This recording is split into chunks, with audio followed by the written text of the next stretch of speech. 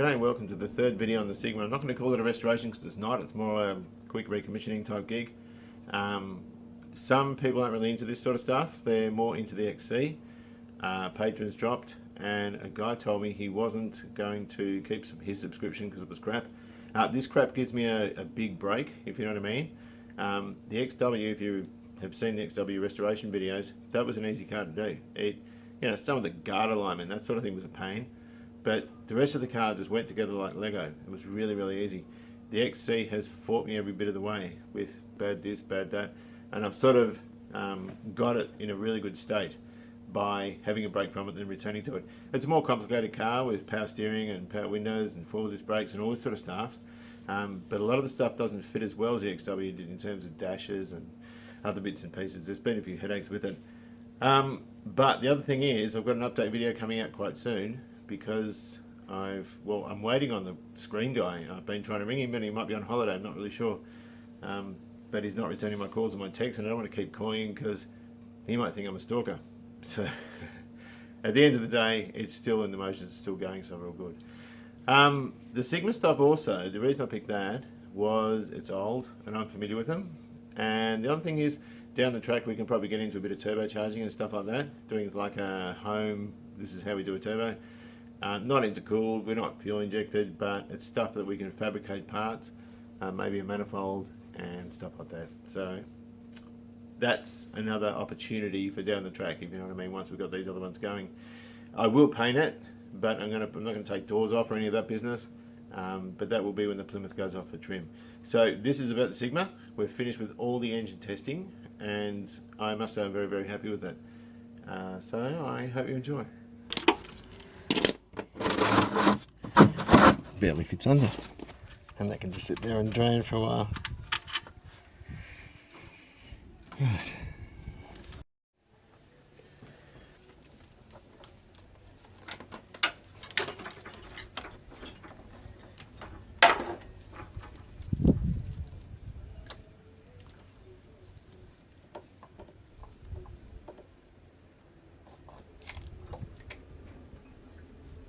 Right, all pressure switch. I mangled this one because I haven't got the right tool for it. There are two types. There's one with a button on the top and there's one with a spade terminal. That's what's in the book for 2.6. That's for 2 litre. There shouldn't be any difference. I'll pop that there for a moment. And there's the guy there. It looks to be a tapered thread, like a tapered gas thread. Well, that's quite fine. Next bit's probably not advised, but I use Teflon tape on these things. But I also check with the meter to make sure there's continuity, because as you screw it in, it'll cut through the tape. It's just a habit, I guess. That'll do it. And you wrap it around a certain way so when you screw it in, it doesn't just tear out. Here we go, here we go, here we go. That's ample, just there. That's done. Right, the other thing we want to do now we've done that is I'm going to use a fluke meter, or any kind of multimeter will do the job. Now stick it on continuity, whoops, which is there. We can check for, so I can just go up here and go onto the side. And we've got an earth. So we know that that's earthing between the block and the side of the switch. Therefore it'll work. We can also verify the switch is working by doing that. So we know it's closed circuit. That wire there is going to earth and we'll get a light on the dash. The other thing, this car I'm using a modern 2050 oil. This is going to get 2 oil changes. This is a mineral oil, which is what we want to use. We don't want synthetic. We're going to do an oil filter change now, and after we've sort of run it for a while, washed it down, all that sort of stuff, just in case there's a bit of water gets in, we're going to give it another one. This is a Ryco filter. They're the industry standard, Z56B. Used to see a lot of those on cars back when this car was new. We're going to take that plastic off. These are pre-lubricated. I don't mean to insult anyone's intelligence, just make sure the O-ring from the old filter is not still there. The fact that it's pre-lubricated is irrelevant. I'm just going to pop a little bit of fresh oil on there. I've just got it on my finger. You don't have to have muscles in your crap to do this. You just do them hand tight. I've just got oil on it so it's a bit slippery.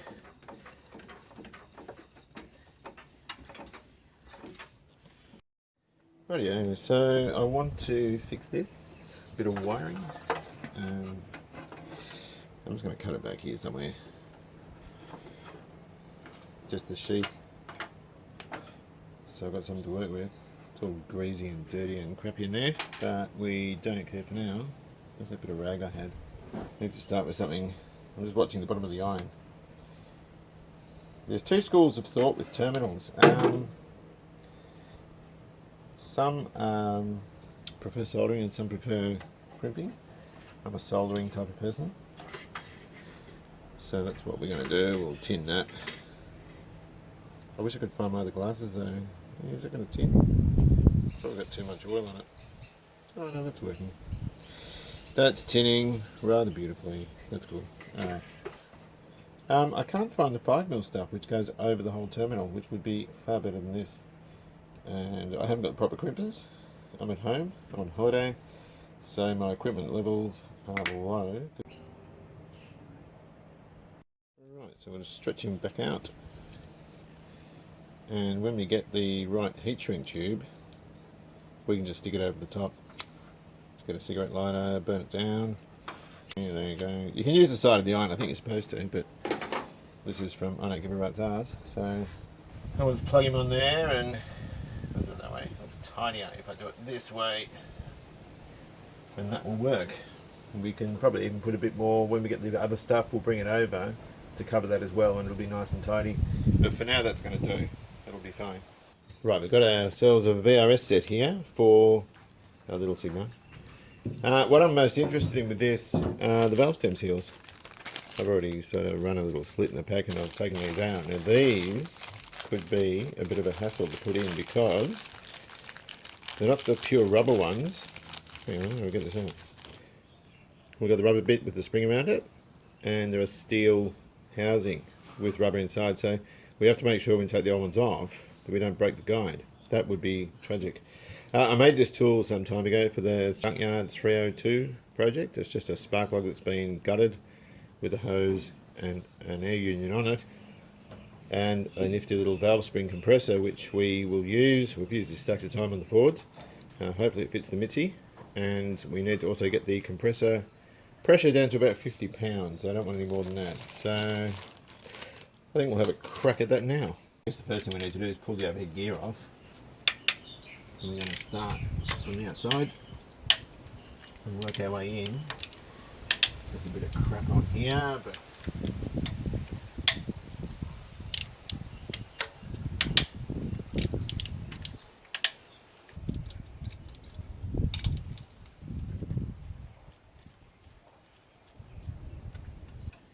and put it facing forward in the rocker cover so I know which side's where.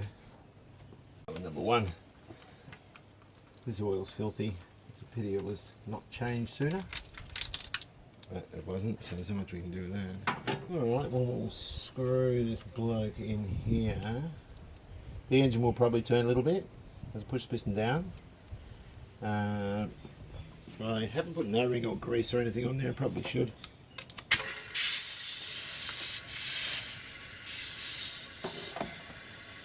Okay, that'll hold them.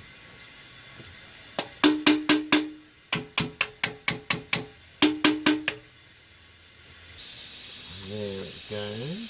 I think that's right. It's going to hold it there as I tighten this up. This is actually quite difficult to do on this car. And I can get the collets there. I've lost my really nice little magnet, my small one. I dig these a bit because they're kind of stuck. There we go.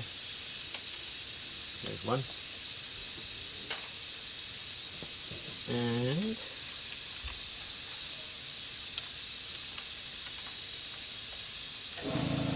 there's the second. Here's the compressor going, we'll take that off. And there's a spring seat because it's an alloy head. I need to get that off.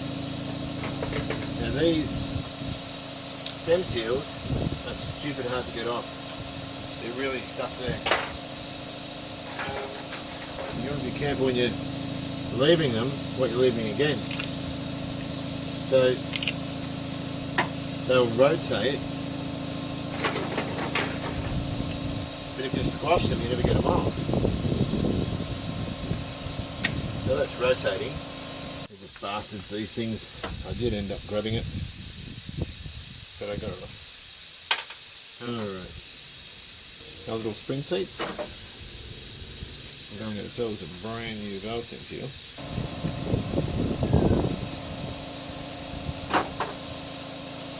That will just lower down over the guide. And we can put the U back on. And let's stick the colts in. This is off to an angle. It's actually been pretty tricky putting these in. Here's the other one. And we'll stick this guy in here. It'll drop into place. Like that. And we take the thing off and we can find what we do with our 15mm spanner. Just keep an eye on him as we come up. And we're good. That's one cylinder done.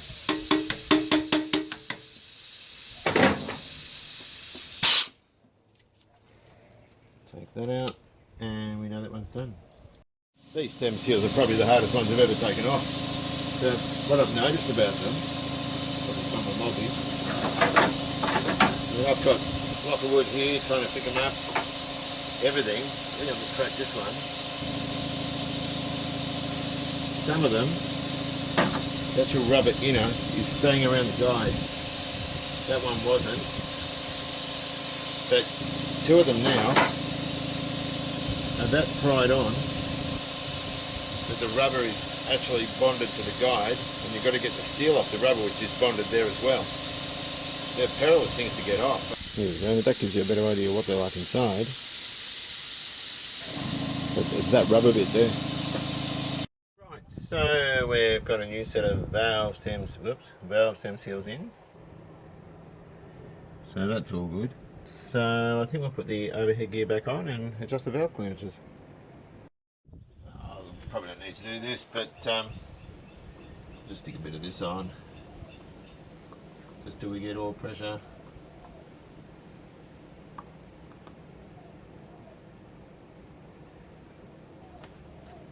Oops, I'm kicking cameras again. Now.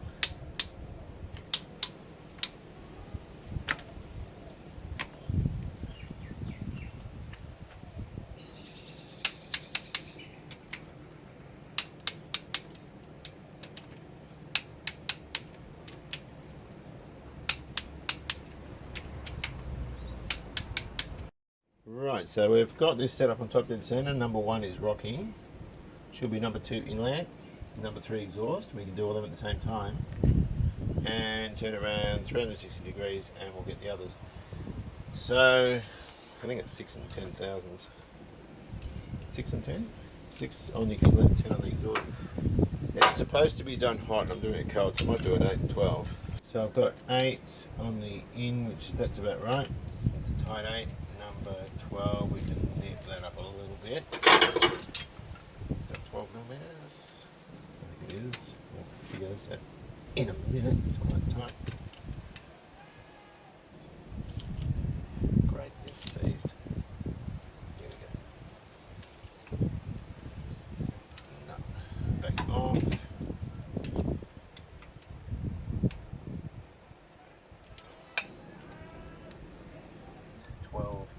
That's too loose again. And we'll back him off. Whoa, kicking cameras again. Bloody hell.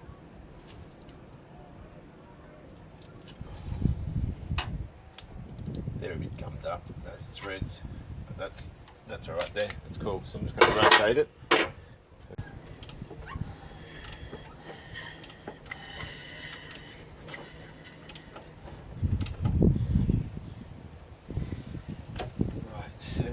Should be rocking now.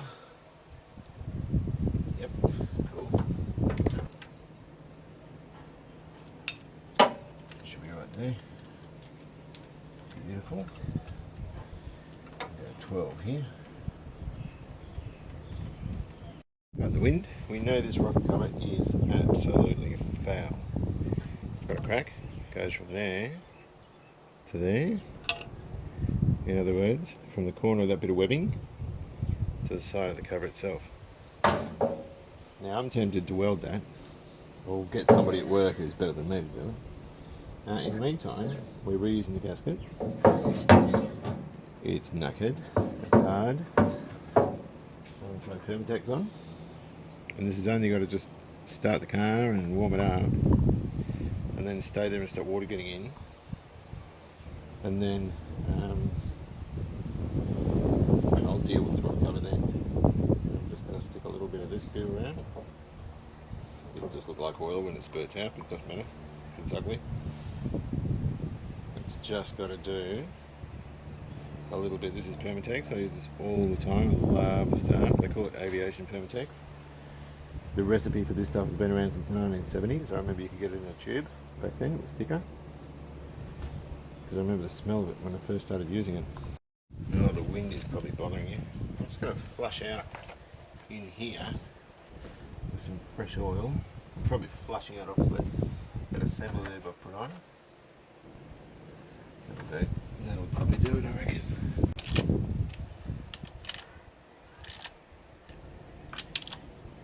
That's about all I want to do. Crack's nice and level still.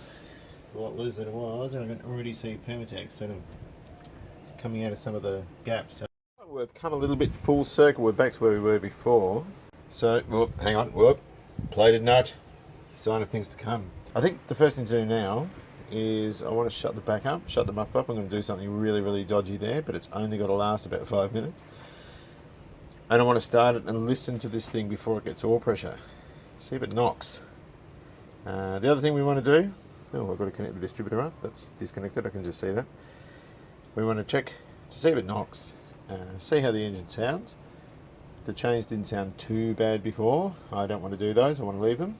And then we can start pulling them apart, getting ready to clean it all up. But I think I'll also check the charge rate, and that'll sort of verify the alternator and regulator condition. But at the moment it's not going to start. While I was doing the compression test, you can see I disconnected the distributor, so I've got to do that, put that back before I forget. And then we can start pulling them apart, getting ready to clean it all up. Right, I'm not sure I've taken you in here before. I'm looking underneath the car. There's no axle leaks. There's sweat from the rear differential cover, but not the pinion. The pinion's dry. If you look down yonder, some of these bushes we'll have to check out. Shocks aren't leaking. We're not going to put new shocks in. It's as bouncy as buggery. I'll have to have a look at the front. Looking under here, all good. Over this side, that's the problem, and I need to shut that up because I want to hear the engine. I don't want that thing banging away, but it's very clean. I've got a very good car. I'm very happy with that. It looks like it has been painted. You know, stone tray wouldn't look like that. It's actually remarkably clean under here. It's got no manner of gas. I'll check the shocks. I haven't had a good look at anything really, just the engine. That's all I've really been concerned with because, well, I like engines. Let's have a look down here. Oh, bloody hell. Alright, sills are clean as a whistle. Absolutely spotless. There's not much in the way of oil leaks under here. Those bushes, can we see the bushes? Oh, the friggin' bushes, there are the bushes. They could well be stuffed. If you look at where the centre line of the bolt is, in relation to where the bush is, I'd say they're knackered. So we need a set of bushes for it. I'm hoping we can leave the exhaust and just put its joint there. So just take that bit off, although that looks like it's been tightened up to the nines. Hang on a second, give me a look. Yeah, that might be tough to get off. In the meantime, Let's have a look at this bloody thing. I'm going to do something really friggin' dodgy, unspeakably dodgy, but it only has to be a 5-minute repair. So let's have a look. Wrapping our exhaust system. I was looking for a dog food can. We haven't got one. The dogs eat food out of plastic packages now. And so I'm just going to wrap this up with tape. This is going to melt off and stink. But we still don't give a stuff because it doesn't have to last long at all. Alright, I'm going to... Oh, it doesn't have to last long, that'll do it.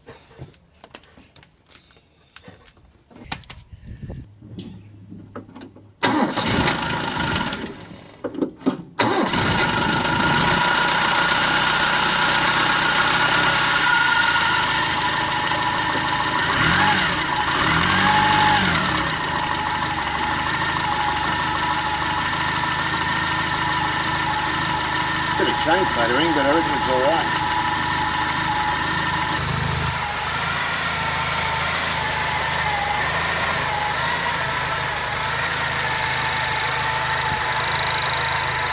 Quiet.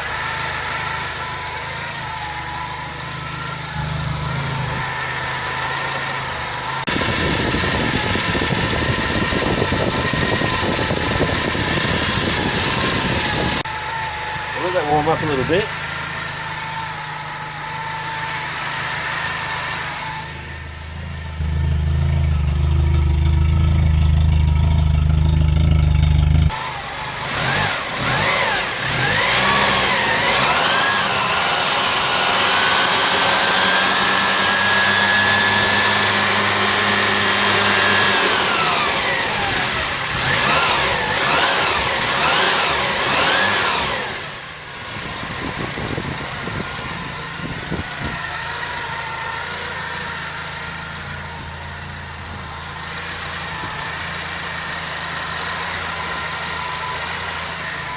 A lot of black smoke.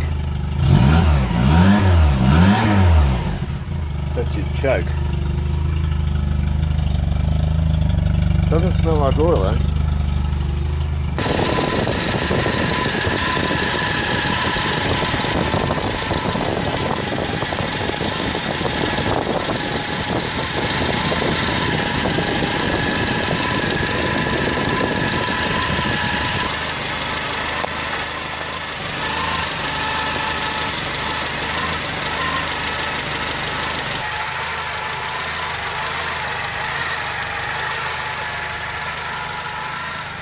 A little bit of a tappet noise there. Let's have a look at how the choke's going.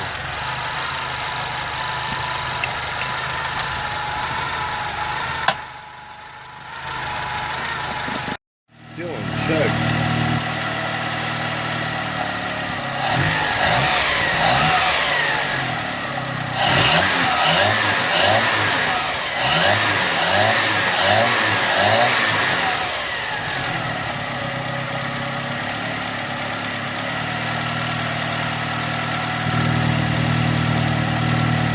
Tape's vibrating.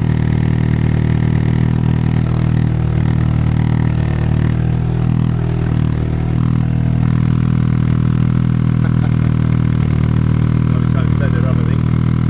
The other thing that's alarming is I don't have a temperature gauge. What? Oh, it's going to do that, is it? Nice.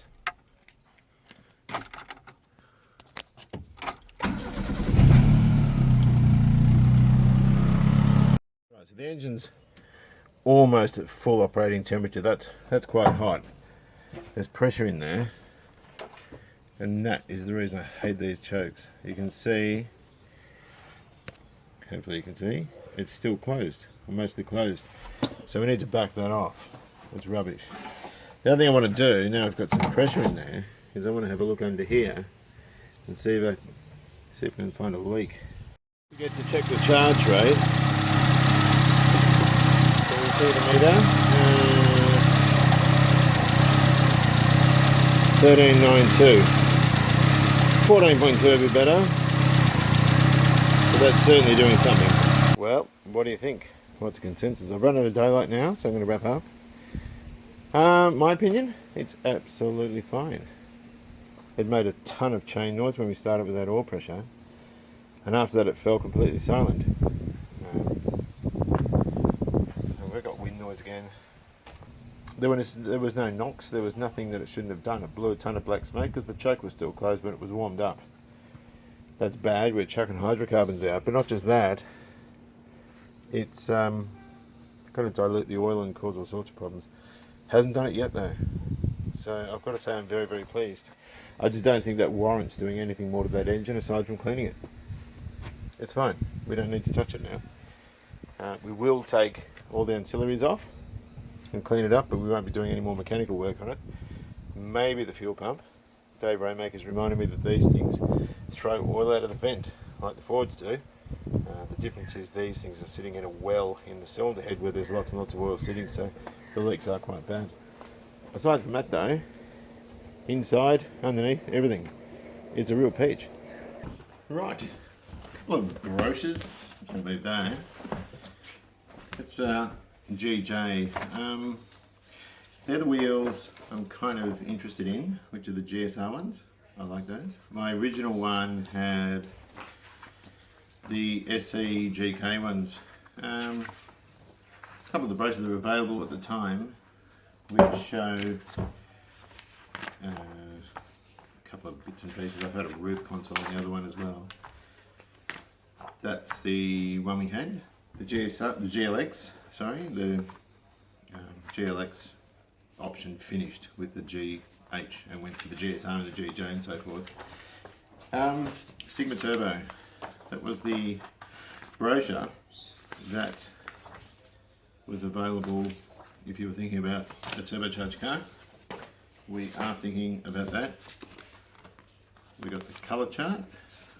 Oh, sorry, that's my favourite, the teal.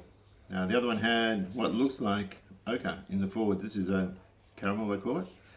And this stuff used to fall apart. It was really, really weak. The velours are very robust, but that stuff used to fall apart. And of course, the original one was Spinnaker White. This one we've got now, I think, is Frost Blue, maybe. Need to find that out. There's a beautiful gold there too. Oh, oh, hang on, sorry, I'm doing it wrong. GE, Sigma Wagon, all sorts of brochures here. These are from the motor show when I was a kid. That's the standard one we used on the, this is the new project type thing. The same sort of thing, all this sort of business. Yeah, the wheels I had on the other one, Super Saloon. So there's lots of stuff that I've got. These are the wheels that came with the car. These are the standard ones, that's the Sigma standard. The GLX, of course, they've got the chrome nuts and also the little plastic hubcap. They have a chrome ring that's sort of stamped in there as well. SEs and Satellites, of course, have the same wheel, but just a wheel cover with no chrome finishing bits and pieces. What's this one? Oh, another Sigma brochure with the range on it there. Starlet, that's in the wrong spot. That might have been the one I was given when I bought mine. Garrett Turbo Systems. When the Sigma Turbo was the first Australian car to have a turbocharger, and there's a few other bits and pieces there as well. So this is really interesting what they say about this one. Let your fingers flex and mould themselves around the soft grip sport steering wheel. Move the shift into first gear of the 4-speed manual transmission and lower your foot as the car surges forward and all the power of the 2-litre Astron engine comes into its own. You'll feel the natural inertia drawing you back into the body contouring sports cloth seating. That is actually funny to read that these days because these were never quick, and that's just marketing BS really, but and it's interesting to read it from way back when. But the next day we're going to do a cold start.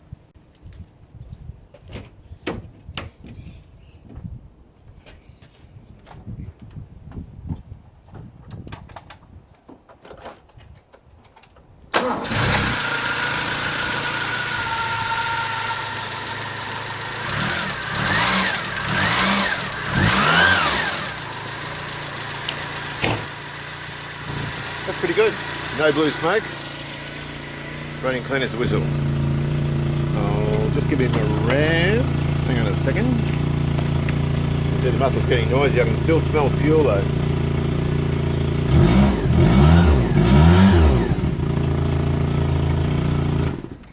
With a bit of unburnt fuel coming out from our choke. But that's not a bad result. The other thing I forgot to mention, and Dave Raymaker's reminded me because I've forgotten all about it, is that cover down there is your balance shaft chain adjustment.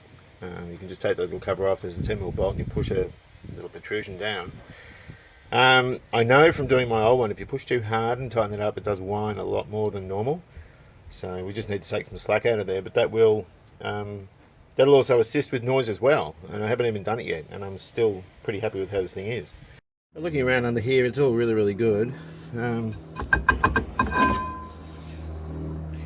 Brake drums look bloody good too. There's no leaky wheel cylinders. Even the linings are sort of roadworthy. I will change those. The wheel cylinders aren't leaking. If I pull those back and have a look. Oops, yes they are. The wheel cylinders are knackered. So, new wheel cylinders, new linings, and that'll sort that out. And we'll re-bush all the rear end because those bushes do look worn. It's going to be really squidgy in the tail. It'll be sort of wander around a bit. So they need to be done. Right, looking under the front, not too bad. Some of this deadener stuff's coming off. It's not too bad, there's a bit there. Oops. Over here, sort of all flaking off all that. Those brake lines are perished. The one on the other side's worse. The disc on the other side's worse too. I don't know the cost of tie rod ends and that sort of stuff, but it's pretty messy under here. You can see the steering box leg there. And these have a strut insert, so we can take that off and just put the strut insert in. It's looking pretty good. Not unhappy whatsoever. I'll just clean up under here a bit. I'm not going to re-deaden any of that. I'll just take the loose stuff off and leave it. Ditto on this side. A bit rough on the disc. I don't think they're terribly dear on these things.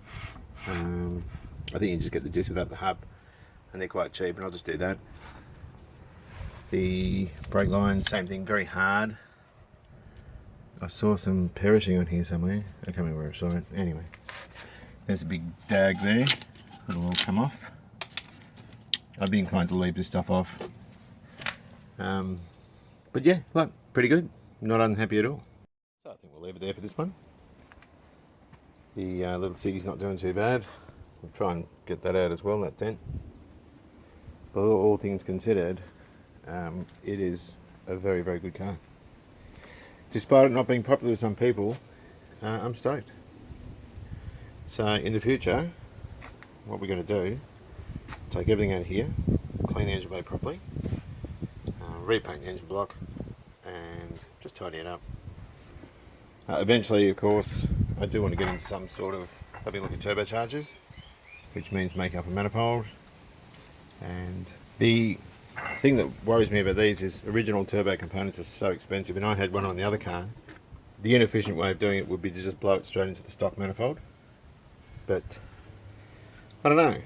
A modern turbocharger with an integral wastegate, I reckon was the way to go. So it doesn't have to look original, but whatever the case, it'd be a heck of a lot more efficient than this. Volumetric efficiency on turbocharged cars is huge. So hope you've enjoyed this. Take good care of yourselves, and I'll see you around.